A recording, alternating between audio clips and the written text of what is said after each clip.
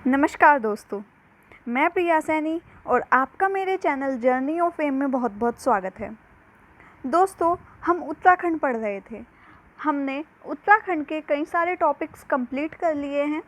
आप मेरे चैनल पर अगर शुरू से उत्तराखंड पढ़ना चाहें तो उत्तराखंड के सिलेबस से लेकर उत्तराखंड की जो जनजातियाँ हैं वहाँ तक हमने अपना सिलेबस पूरा कवर कर लिया था। दोस्तों, मुझे आगे उत्तराखंड के मेले पढ़ाने हैं, लेकिन उससे पहले मैं बीच बीच में कुछ वीडियोस ऐसी डालूँगी जो कि आपके एग्ज़ाम के लिए मोस्ट इम्पॉर्टेंट है, क्योंकि यहाँ से भी बहुत ज़्यादा क्वेश्चन पूछे जाते हैं।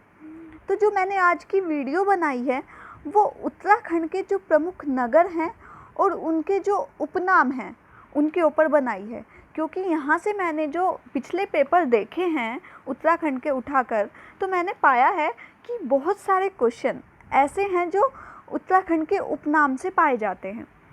तो दोस्तों, उसी को देखते हुए मैंने ये वीडियो बनाने की सोची है। तो चलिए शुरू करते हैं।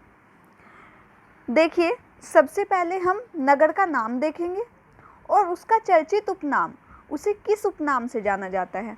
उपनाम क्या होता है दोस्तों, सबसे पहले ये जानने की ज़रूरत है। उपनाम एक मतलब ऐसा नाम दे दिया जाता है जिससे वो चीज़ प्रसिद्ध होती है।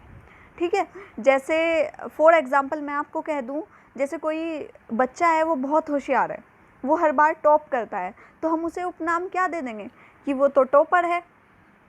ठीक है, उसे ही कहते हैं उपनाम देना। ठीक है, तो उसका जो टॉपर हो गया वो उसका उपनाम हो गया। अब देखिए, जो नगर का नाम और चर्चित नाम, ऐसे ही अलग अलग जो नगर हैं उन्हें अलग अलग नाम दे दिए हैं, वहाँ पर जो चीज़ प्रसिद्ध है उसी आधार पर। तो सबसे पहले आता है देहरादून। देहरादून को क्या उपनाम दिया गया है, तो देहरादून को दून भी कहा जाता है। देखिए, आप समझ सकते हैं देहरादून दून एक जैसा है। इसे लीची नगर भी कहा गया है, क्योंकि यहाँ की जो लीची है वो बहुत फेमस है, तो इसलिए इसे लीची नगर भी कहा गया है। इसे सैनिक नगर भी कहा गया है। सैनिक नगर यहाँ पे IM में है, आप देख सकते हैं, बहुत से लोगों ने देखा भी होगा। तो सैनिक नगर की भी इसे उपाधि दी है। इसके बाद इसे वन नगर भी कहा गया है, क्योंकि यहाँ पर बहुत सारे क्या है, ये घाटी वाला एक नगर है, चारों साइड घाटियों से घिरा हुआ है, तो वृक्षों की भी कोई कमी नहीं है, तो इसे वन नगर भी कहा गया है। तो ये चीज़ आप याद रखिएगा, इम्पॉर्टेंट है। यहाँ से लीची नगर पूछा गया था, तो ये आपके लिए ज़्यादा इम्पोर्टेंट बन जाता है। इसके बाद आता है नैनीताल। नैनीताल को झीलों का नगर कहा जाता है। ठीक है, क्योंकि यहाँ पे बहुत सारी झील हैं, तो इसलिए इसे झीलों की नगरी कहा जाता है, या सरोवर नगरी भी कहा जाता है। ठीक है दोस्तों, इसके बाद आता है हरिद्वार। हरिद्वार को कुंभ नगरी, क्योंकि यहाँ पे कुंभ का मेला हर 4 सालों में लगता है। गंगा द्वार कहा जाता है, क्योंकि यहाँ पर पावन नदी गंगा बहती है, और पावन नगरी भी इसको कहा जाता है। नेक्स्ट आता है मसूरी। मसूरी को पहाड़ों की रानी कहा जाता है, क्योंकि जो मसूरी है वो ऊंचाई पर स्थित है। ठीक है, ये देहरादून से कुछ ही दूरी पर स्थित है और ये पहाड़ों पर बसा हुआ है, और यहाँ से पहाड़ों का बहुत सुंदर व्यू देखने को मिलता है, तो इसे पहाड़ों की रानी और भारत का एडिनबरा भी कहा जाता है। इसके बाद आता है कौसानी। कौसानी को क्या कहा जाता है, तो भारत का स्विट्ज़रलैंड कौसानी को कहा जाता है। मोस्ट इम्पॉर्टेंट है, ये पूछा गया था, ये कम से कम 2-3 एग्ज़ाम में पूछा गया था, तो ये आप याद रखिएगा। इसके बाद आता है पिथौरागढ़। पिथौरागढ़ को छोटा कश्मीर कहा जाता है, ये भी मोस्ट इम्पॉर्टेंट है, ये भी पिछले एग्ज़ाम में पूछा गया है कि छोटा कश्मीर किस नगर का उपनाम है, तो किसका है, पिथौरागढ़ का है। इसके बाद दोस्तों आता है ऋषिकेश। ऋषिकेश को गंगा नगर, संत नगर, विश्व योग राजधानी भी कहा जाता है। ठीक है, तो ये चीज़ आप याद रखिएगा। संत नगर भी कहा गया है, क्योंकि यहाँ पर बहुत सारे जो संत हैं वो क्या करते हैं, बहुत सारे संत यहाँ पर उपाधि लगाते हैं, तो इसलिए इसे संत नगर भी कहा जाता है। इसके बाद आता है अल्मोड़ा। अल्मोड़ा क्यों प्रसिद्ध है, तो यहाँ की जो बाल मिठाई है, तो बाल मिठाई यहाँ की बहुत ज़्यादा प्रसिद्ध है। इसे ताम्र नगरी भी कहा जाता है, क्योंकि यहाँ पे सबसे ज़्यादा मात्रा में तांबा पाया जाता है, और पीतल नगरी भी इस नगर को कहा जाता है, तो इम्पोर्टेंट है, इसे याद रखिएगा। इसके बाद आता है काठगोदाम।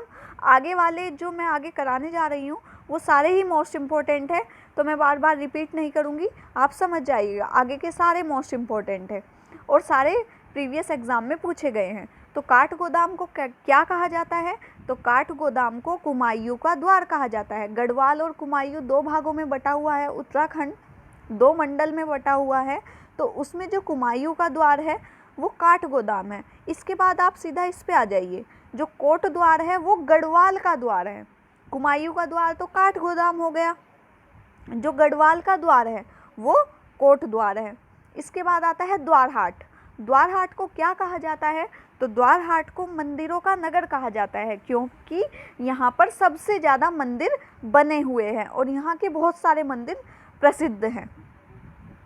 जब हम उत्तराखंड के मंदिर पढ़ेंगे तब मैं यहाँ के मंदिर आपको अच्छे से विस्तार से बताऊँगी। इसके बाद आता है रानीखेत।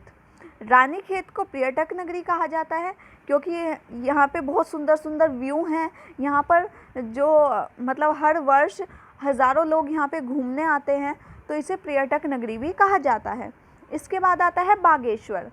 बागेश्वर को गोल्डन वैली और उत्तर का वाराणसी भी कहा जाता है, ठीक है। तो जो उत्तर का वाराणसी है वो किसे कहा जाता है? बागेश्वर को कहा जाता है। इसके बाद नेक्स्ट और लास्ट हमारा आता है लाखा मंडल। लाखा मंडल किस लिए प्रसिद्ध है?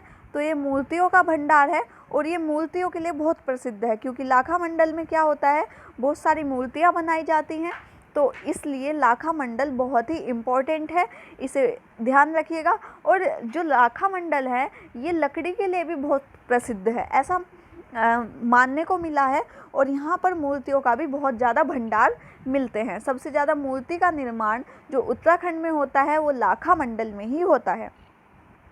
तो दोस्तों ये उत्तराखंड का एक इम्पॉर्टेंट टॉपिक था जिसे आप याद रखिएगा। इसके बाद बीच बीच में मैं ऐसे ही कुछ टॉपिक्स डालती रहूँगी जो कि आपके एग्ज़ाम के लिए भी इम्पॉर्टेंट हैं। तो दोस्तों अगर आपको मेरी वीडियो अच्छी लगती है तो प्लीज़ चैनल को लाइक और सब्सक्राइब करना ना भूलें। धन्यवाद।